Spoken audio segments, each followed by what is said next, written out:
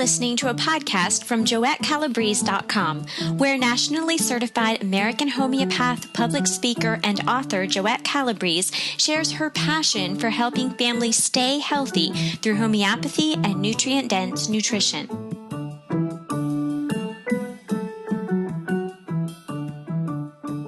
This is Jendi, and I'm here with Joette Calabrese. Hello, Joette. How are you? I'm doing well, Jendi. How about you? I'm good. I am glad for a nice sunshiny day today. Finally. I've been looking at your site, and I am particularly interested in how you raised your children. I know that your children are adults now and out of the house, but my children are still at home, and I am interested in learning how others who have already been through this did it successfully. So did you ever give your kids any medicine, and what did your pediatrician think about this? Well, for any mother, the most important aspect of their lives is, of course, their children. And then, let me say most emphatically, pediatrician, yikes. I'm being a little flippant here, but there's a measure of truth to my reaction. I didn't need a pediatrician. Those ubiquitous well baby checkups were something I never bought into. Excuse my skepticism, but they're just a calendar building technique for an otherwise not very busy medical specialty. Perhaps they fulfill a need in mothers who don't trust knowing whether or not their children are well, but I always felt that I was happy to buy things when I needed them, but I don't really like to buy services and products that are redundant. And I found from years previous to having children and having been married to a doctor back in my 20s before I remarried and then had my children a decade later, you can learn a lot in a decade, of going to doctors, that they're always looking for something to do. And I interpreted that something to do meant prescribing drugs or ordering tests. And I was already clearly against that from the very onset. So, and I guess I don't care for, nor do I trust drug fundamentalists. And I prefer those who are looking to protect the sanctity of the human body, not taint it with questionable drugs, particularly during the susceptible years of childhood. And I think a drug fundamentalist is someone who says, ear infection? Oh, antibiotic. Eczema? Oh, steroid. Got a little issue here on your skin. Let's remove it. So the more I read and the more I found this medical specialty to be a disappointment. I loved Dr. Robert Mendelsohn in his book, How to Raise a Healthy Family a Healthy Child in Spite of Your Doctor. Love that book. So my thinking went something like this. If I was going to bring children into the world, I really ought to be able to identify whether or not they were well. In fact, not unlike any mother, I checked my baby pretty much by the minute because they were always in my arms when they were babies. And when they weren't and they were at my feet, as I was doing my work around the house, I felt pretty capable of knowing what was going on with my children. I knew when they were sick. And I felt and still feel that common horse sense that I was applying trumped any pediatric drug-laden scheme every time. I personally really like this kind of thinking, but it seems like it's hard to carry out, and there's a lot of fear around the mothers today when we hear about the medical community coming and taking the kids, and it just seems like the fear takes away the confidence, and it's hard to rely on yourself as the mother. Yeah, well, I think we should be getting our PhD in mothering. I really believe it's important that we know what we're talking about. We should not say, oh, I can just do this without doing some homework. So, mothering should command our full attention. The act of mothering should be civilized and respected and resourceful. After all, we are raising a human being, our offspring, our worldly and spiritual legacy. So if you're not up to the task and you need a pediatrician or another person to tell you to put chemicals into your baby's mouth, then, well, I guess in a way we may even part ways and our conversation is over, because that is my philosophy. I'm being a little blunt, but I believe it needs saying. So what did you do when your kids got sick? Well, the problem with modern pediatrics is that drugs opened a door to overuse. And I believe there are long-term ethical questions to be considered here. But then, worse yet, the door closed behind and slammed shut. And once I recognized that that was the paradigm that pediatricians adhered to, and that it was based on, I believed, a cavalier smearing on, injecting in, and tossing about suspicious chemicals, it was easier from there on because I knew that wasn't what I wanted. So that was my first step. For crying out loud, I put a lot of time into my whole homemade, organic, pasture-fed foods. I sourced them carefully. I bought directly from farmers. I grew my own. It seemed downright stupid to me to forget all that and suppress a fever with an antibiotic. So there's a point of view that needs a discussion here, one that's not heard frequently enough, and that is it possible that we are being systematically altered and manipulated with substances that have never been proven to be safe? I mean, drugs aren't tested on children, mind you. Only adults, but for obvious reasons. Children are not supposed to be legally tested, and at least not in the conventional way. So how scientific is that? In a circuitous way, however, we eventually find out how dangerous these products can be. And remember, that is what they are, products of an industry. Products of an industry. We find out after the drug has been on the market for a few years, sometimes months, sometimes much longer, depending on the frequency of the prescription of these drugs. But eventually, we learn that this or that drug is not only doubtful, but sometimes can even be lethal. That makes our kids lab rats for an industry. When I recognized this, that's when I begged out. And I realized I haven't answered your question. What was your question again? I get so caught up in this. Well, it was what about when your kids got sick? What do we do then? Well, around the time that I started to have my children, just before I had them, I started to realize all of this. And so what I wanted to do was to learn another way. And the other way was, first, what I learned was naturopathy.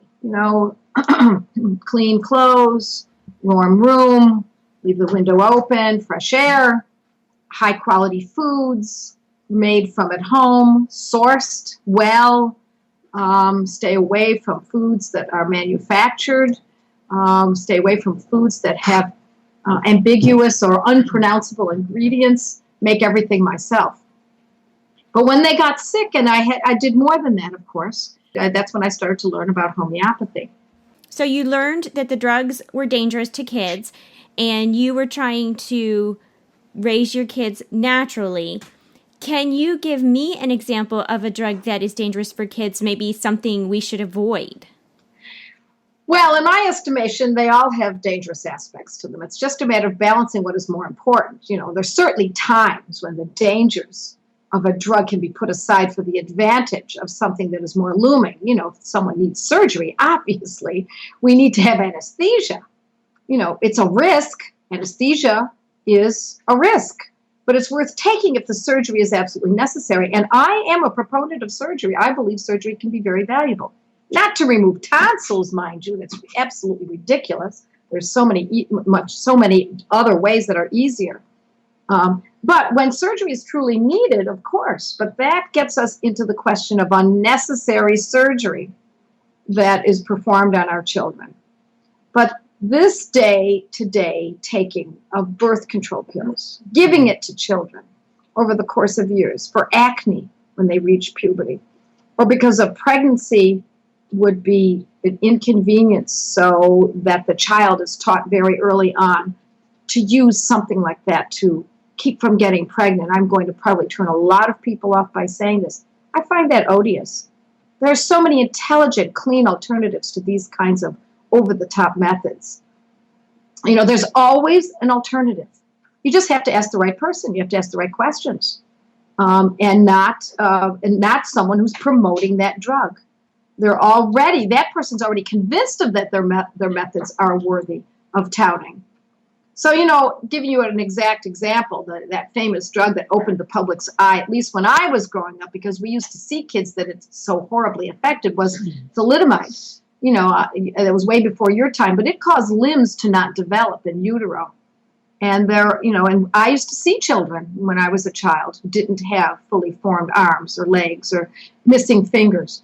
But then there's Darvon, for goodness sakes. It's a ubiquitous drug that's been regularly prescribed for pain up until a few years ago. And its claim to fame is now how brilliantly it was aiding humanity, but now it caused countless deaths by cardiac arrest in people who, and this is the most important aspect, who had no previous heart disease. It was merrily selling on the market since the late 50s. I think it was like 1957 when Darvon came on the market. And it was recently removed from the market after nearly 60 years of causing these deaths going untraced. Then there's Accutane that was specifically targeted at teens. It has been linked to serious side effects like birth defects. Get this one, thoughts of suicide, depression, and bowel disorders. For goodness sakes, we're talking about acne. It was removed in the market back in 2009, but there was no official recall. You see, it's not that there is a conspiracy of evil out there, like some people might suggest. It's simply a market square that says, here's a drug. If you want it, take it. If you don't, then okay, too. But meanwhile, it's up to us as mothers, as members of the public, to make sure that we have done our homework. The public, for some reason, well, it's not for some reason, it has certainly been directed at us in this way, that there's an erroneous idea that our government is out there protecting us. And it just simply isn't true. It's up to us to determine if we want such a chemical in our or our children's bodies. There are just too many instances to name here, but it's worthy of the attention of any conscientious parent to ask, what kind of thin gruel are we giving our children? So I know a question on my mind, and probably a lot of mothers, is if I stop asking my doctor, how do I know enough to take care of my children? Well, I've been asked that question many times, and I always say, do you really have to ask that? I mean, I realize your question is rhetorical and you're interviewing me, but how does anyone know how to make any decisions of substance in their lives? How do you know what house to buy? How to educate your family? Who should you marry? What church should you go to? Really, for goodness sakes, have we lost our ability to make good decisions? Do we not have the control in our lives to be able to decipher what's best for us and our family? I worry about what's wrong with the world, that the most fundamental work of an adult must be run by another. If we really don't know, ask your mother, ask your grandmother. That's where the wisdom lies. If they felt, now there are those circumstances, of course, if they have fallen into lockstep with the lopsided way of dependency on a doctor for every little fever, then start studying. If your mother's saying, go to the doctor, check with the doctor, call the doctor, then you know it's time to start doing some work on your own. And I have thought about that, and I do believe we are way too dependent on the doctors and what the medical community thinks. Well, and not just the doctors, I think of many industries in general, and because they've done a very good job of marketing. Because I work with clients who hail from all over the world on a day-to-day basis from far-reaching places such as Mongolia, the Philippines, United Arab Emirates. In my fellowships in Calcutta, where I've worked with Hindus and Muslims and Sikhs. In the U.S., I work with Amish, Mennonites, Hasidic Jews, fundamental Christians, you name it, conservative Catholics. I've also lived in many areas of the U.S. and attended school in England and have done extensive travel. And I don't say this for any other reason than to say that I've observed a great deal in my 63 years on this earth.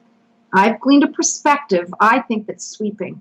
And what I've consistently noted is something that is going to find the face of the narrative of the Western world, and that is it's a sweeping generalization, but I can't help but note it time and again, that the greater the formal education of the mother, the less she trusts her ability to mother.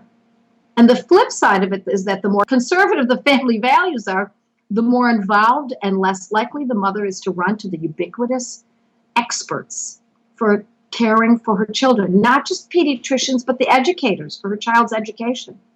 So for the educated mother, the common horse sense, I believe, has been educated right out of her. I'm not talking about intelligence here. I mean higher education. Just try for 1 minute to see if you can convince a mother who has a law degree that she should know how to treat a fever herself without drugs in one hand and a phone to the doctor in the other. it might just throw her into a fit of disgust for those who don't respect the education of doctors with the mere mention of it. And I don't mean to condemn women who are attorneys. In fact, I took the LSATs myself and was on the entry list to join law school many years ago with a real strong desire to join the legal ranks. But I have to tell you that I have noted this phenomenon playing itself out in educated women. It's prevalent in mothers with demanding careers. They simply don't have the time to learn this stuff. But I say we must make the time. It's that simple. Priorities need to be set, with children at the apex and the career well below that. Ultimately, if you have to buck the system, you have to do that. And yes, the Feminist Manifesto in order to take on this way of thinking. I defiantly taught my children, and I still say to them as adults, that they would most likely succeed in life if they watched everyone else and what they did and then did the opposite. That's when they're likely to get it right, just about 100% of the time. So did they follow your advice? Well, unfortunately, my kids don't always listen to their mother, but I'll share something with you when I didn't follow my own advice. My first son was in a school for a few years before I homeschooled him through the rest of grammar school age. And I was being told by his teacher that he should not be taught how to play piano until he was older. It was the philosophy of that particular educational program to relay such intellectual pursuits. Now, my father and my brother are both professional musicians. I've played piano most of my life. I took classical music training in college, so it took some convincing for me to be convinced of this. But she did. She convinced me for a short time. What the heck was wrong with me? The teacher was almost half my age. I considered her education to be superior to my years of life, my family's values, and more importantly, my undying devotion to my child. Yet I took her advice for about a year. So I have to admit, I too am prone to being sold. I still kick myself today for having fallen for that piffle, and I do call it piffle. Soon after I woke up, though, and I decided that I was not going to pay attention to that kind of thinking, and I took him out of that school of so-called experts, mind you, and then we started homeschooling him from that time on. You know, as mothers, we must step back outside of the situation, gain a common sense perspective. The world is brimming with ideas and lifestyles that are lacking in common horse sense, and we must sift through that rubble. It looks like your situation is different. It looks like you are a homeopath and have studied all this, so you have confidence to take care of your kids that the rest of us don't have. So was it your training that gave you the guts to take on curing your family yourself without a doctor? No, actually, it was the other way around, Jendi. I knew nothing about medicine, about even alternative medicine until I decided it was important enough to learn. I didn't learn about homeopathy until I got sick at the hands of modern medical treatments of antibiotics and those godforsaken birth control pills. That's when I said, okay, I've had enough. And that was just about the time my husband and I were married and we started looking into having a family. And that's when it became crystal clear that if you want something done right, you have to do it yourself. So I'm sure there's naysayers that will say, well, your kids probably weren't as sick as others, and that's why you could handle it. No, my kids were no different than anybody else. They got the usual coughs, colds, croup, stomach flus, bronchitis, ear infections, cold sores, food intolerance, you name it, strep throat, injuries galore. I've never been completely opposed to seeing doctors. I just knew I could handle most any condition that came our way. And the more I learned homeopathy, I preferred it to not be interfered with. Thank you very much. But if something serious happened, of course I would take them to something that was beyond my understanding. Certainly I wasn't going to be foolish about this. We lived on a small farm. We raised some chickens and had a couple goats for a while. We had bees, and we not only didn't depend on others, but we rarely even needed a veterinarian because I learned enough about livestock and tending for them as well with homeopathy. But it was a process. I believe that we Americans have been hoodwinked into believing that all germs are bad. And the truth is that exposure to these germs, etc. And eschewing the stifling process of employing drugs is what actually keeps our children healthy. There is a beneficial purpose to acute illnesses, and so I wasn't afraid of them. I really believed it was important that my kids got chicken pox, that they got the flu, they got colds. I celebrated it when they got it. Stumbling on these fundamental discoveries, I sighed a sigh of not just relief, but belief. I believe in myself that I could do this myself, and then I set off and started to work on it so that I could prove to myself that I was worthy of it. So I did it the other way around. I really love those ideas, and I really want to do them in my own family. And I do think we're often worried about pleasing others, but of course, our first duty is to protect our family. And so until that is accomplished, nothing else matters. Well, we have to aggressively seek answers in our lives. They're not just going to come to us. And I find that most of the answers that come too quickly are often planted there by media, marketing, etc. I used to be an account executive for NBC back in the 1980s. That means I was a member of the sales and marketing department. I know marketing when I see it because I used to write the local TV commercials. So I can identify motives and who's behind what we read and hear very easily. I wish that everybody could. In fact, I assume many people do. And yes, I was one of them. And what I see in media is that the media themselves are the stenographers for the government and health agencies. They're self-promoting medical organizations and out-of-control big pharma. So when I got out of that field and began raising my family, I used my experiences as my guide. Far too often what I witness in the general public is apparent indifference, kind of an incurious way of living, a way of thinking that is far too accepting of status quo. And I believe that leads to mediocrity, which is the one word that scares the wits out of me. Those who are listening today are certainly not of that ilk. Otherwise, they'd be watching a reality TV show instead of learning how to take care of their families, or at least considering what I have to offer here. We need to get back to traditional values of commitment to our craft, whether it be as a parent, a grandparent, an engineer, a pianist, no matter. A commitment to excellence and not depending on others' opinions. That's why I look to those people in the world who have made a mark that lives beyond their time on earth for their inspiration. And since I have a simpatico feeling towards India, I'll use two of my favorite Indian citizens, Mahatma Gandhi and Mother Teresa. I saw evidence of both of these two great minds during my time in Calcutta. There's evidence of them everywhere in statues and bulletin boards, etc. And as a Roman Catholic, I appreciate that Mother Teresa and the missionaries of charity depended on homeopathy and treated the poorest of the poor in Calcutta with homeopathic medicines. So it's a known fact that Mother Teresa and Gandhi used homeopathy?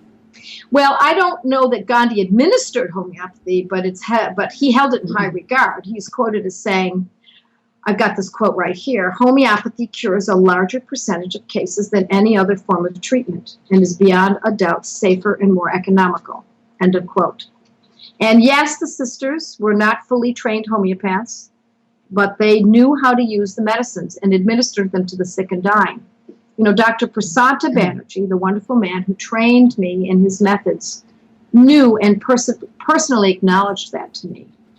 The wide world has a lot to offer us if we seek for it. Yeah, there's no doubt. There's no doubt. And the reason I mention this is because it demonstrates that homeopathy is so very poorly underrepresented in the U.S. today, yet highly valued in the rest of the world. In fact, it's valued everywhere but U.S. and Canada, and oddly enough, in communist countries too. But more importantly, I share this because what I've unearthed are what I believe the answers to so many homeopathic protocols that can be learned by families to treat themselves. It takes these protocols, take away the trial and error found in both classical homeopathy and even what, say, an essential oil or something or herb can provide. I love to say, here's how you do it. Here's the condition, here's the remedy, here's the potency, and here's where you can purchase it if you don't have it, and now this is how it's employed. And I love that you share so much free information on your blog. And I love to go there and search for something that is bothering my family instead of going to the drugstore. And if I don't find something right away, I try to pick a synonym or another way to describe it and search that way. So I was looking up acne for my daughter. I didn't find a lot, so I put in pimples, and it brought up some information about that. And I reference it to other people. Oh, I learned about this on JoetteCalabrese.com, or I was reading about this on JoetteCalabrese.com. So it's a great resource. Yeah. I'm glad you're using it, and that's the way to do it. You may have to come up with synonyms. Yeah. Do you have any parting words for us today? Well, actually, I just have one. My parting word is no. The most powerful word in a woman's vocabulary is no. You can always say yes later, but start out with no first. No candy right now, honey. And more importantly, no thanks, Doc. I need to give this some thought. No, not today, Doc. I want to discuss it with my husband. No, not Tylenol for fever. Thank you very much. When it comes to our posture and dealing with the health and welfare, and this includes dealing with education administrators too, by the way, my general rule is no. Don't be a good girl. Be a good mother. Be prepared to fight the finish for your family. No, don't be a compliant parent. Be a self-respecting, well-informed force. Be defiant. Unapologetically take control of your destiny. Instead of bumping around the bottom in mediocrity, get to the top of your game. Go ahead and tuck away some of the protocols, the homeopathic tricks of the trade into your hip pocket. Then take your family by the hand and face the opposite direction from the rest of the world. And that's when you say, yes, I can do this myself. That's when you're likely to get it right. Thank you so much, Joette, for all your encouragement. Thank you for listening to this podcast with Joette Calabrese. If you liked it, please share it with your friends.